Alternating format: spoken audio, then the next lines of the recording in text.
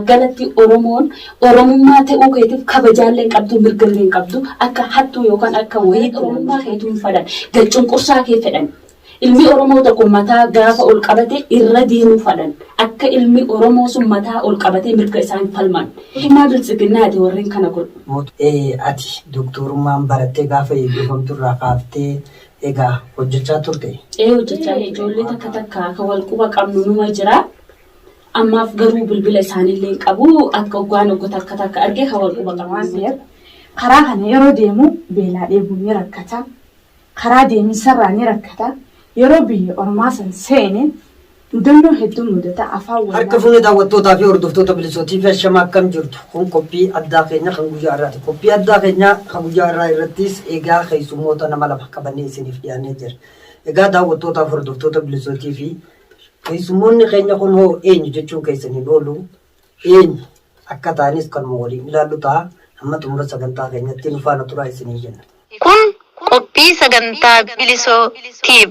Qophiin sagantaa bilisootiif yeroo isaa eeggate kan isinii darbudha. Maarree lafaa fi iddoo jirtan hundarraa sabboontonnii fi qaqqaaliiwwan ilmaan Oromoo hunduu dandeettii fi beekumsa qabdan hundaan irratti hirmaattanii waan dandeessaniin nu jajjabeessuun dirqama Oromummaa ta'uu isin hubachiifna. Egaa bagaa istiidiyoo bilisootiifitti waamicha keenya dhageessanii egaa gaaffii deebii nu waliin godhuu keessanii fayyadamoo taatanii nu argamtanii dursa maqaa uummata Oromoo bal'aatiin galatoomaa isiniin jenna. Isinilleen asin nu affeeruu keessaniif galatoomaa. Asumaan maqaan kee eenyu? Maqaan koo Sabboontuu Sabaasaa. Sabboontuu. Bagaa istiidiyoo bilisootiifitti waamicha keenya kabajjee nu argamuu keetiif maqaa uummata Oromoo bal'aatiin galatoomaa isiniin jenna. Isinis asitti nu affeeruu keessaniif hedduu takka galatoomaa isiniin jenna. Masirra deebinee maqaa bilisootiifitiin hedduu galatoomaa isiniin jechaa mee maqaa kee uummata Oromootiin wal bariini. Maqaan kee Sabriinaa Sabaa jedhama. Sabriinaa galatoomii. Sabriinaan eenyu? Eessatti dhalatte? Egaa amma hoo eessa jiraatti? Ani yeroo duraatiin fakkiitti dhaladhee Oromiyaa keessaa Harargee Lixaa Aanaa Habroon. Tolee hedduu galatoomaa Oromiyaa Harargee Lixaa Aanaa Habrooti. Egaa Sabriinaan biyyatti maal fa'aa keessa turte? Egaa maal irra turte? Maal hojjechaa turte? Ani yeroo duraatiif baradhee doktoraan ture.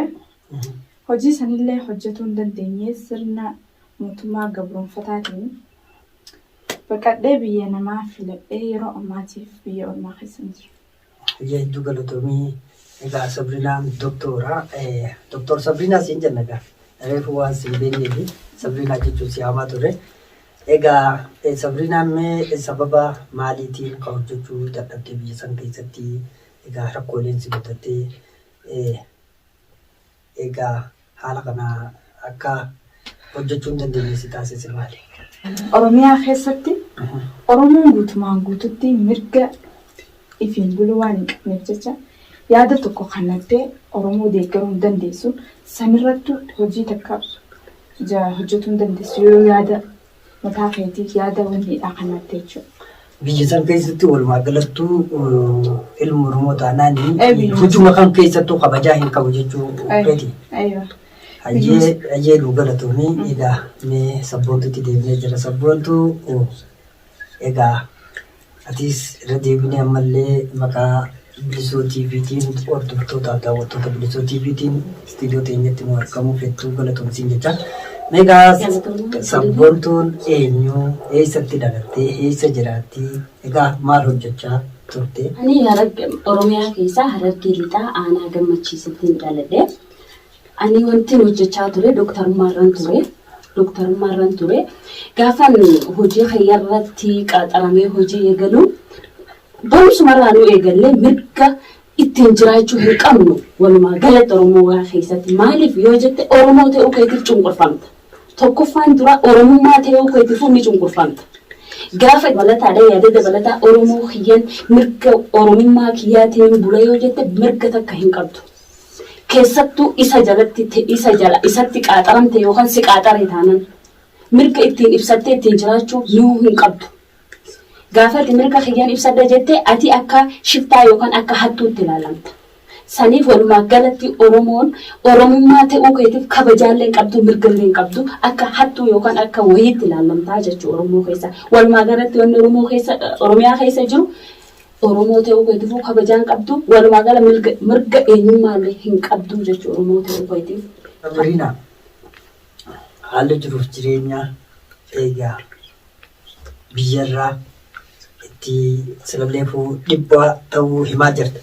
Amma haalli jiruuf jireenya amma keessa jirtu hoo maal fakkaata? Haalli jiruuf jireenya amma keessa jiru biyya keessa baatuma biyyaan ba'a.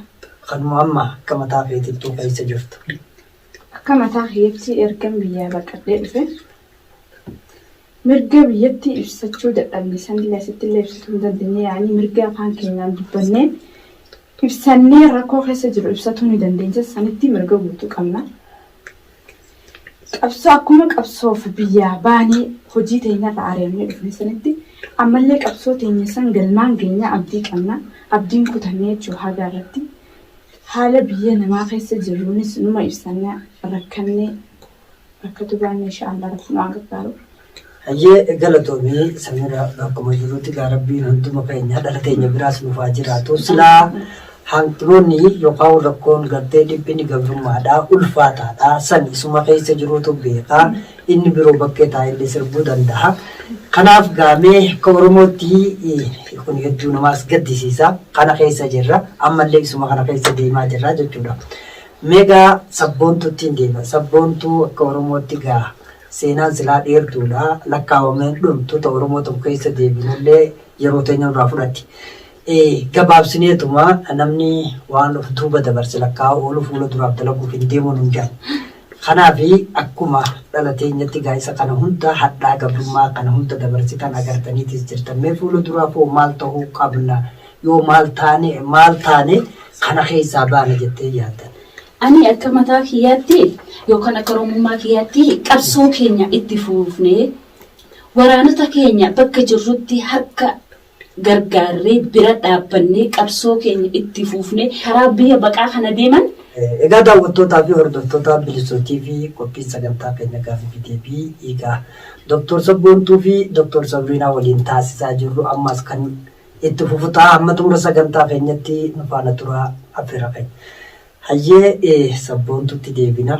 Egaa isinitti hin dheeradhu daadarkaa hedduutu jira.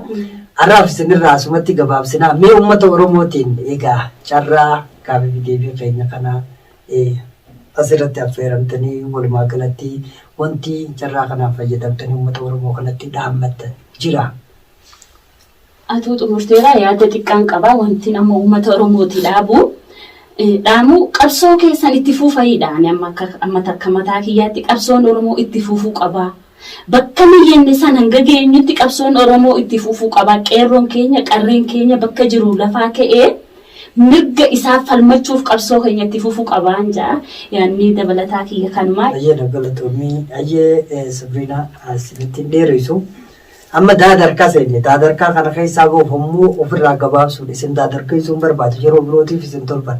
Egaa kutaa lammaffaa irratti waliin irratti deebinaa jechuu barbaadeeti. Carraa kanaan fayyadamtee ammaaf uummata Oromoo bal'aa kanaaf daadarkaa jiruuf jireenya agartee jirta. Haala gabrummaa hadhaan gabrummaa tun hangam takka jabduu isa dhandhamee fi isa hubateetu beeka waan ta'eef uummata Oromoo addunyaarra jiru kanaaf mee carraa kanaan fayyadamtee maal dhaamta? Ani uummata Oromoo kiyyaaf wanni nan dhaamu biyya alatti qeerroo fi qarree wal qabatanii yaada walii fudhatanii yaada walii dabarfatanii rakkoo bal'oo keessatti yoo saba fi wal gargaaran saba fi gargaaran qabsoo tana galmaan gahuu qabnaadha wanni nan yaadu wal qabatanii qabsoo tana galmaan gahuu qabna wanni nan jedhu.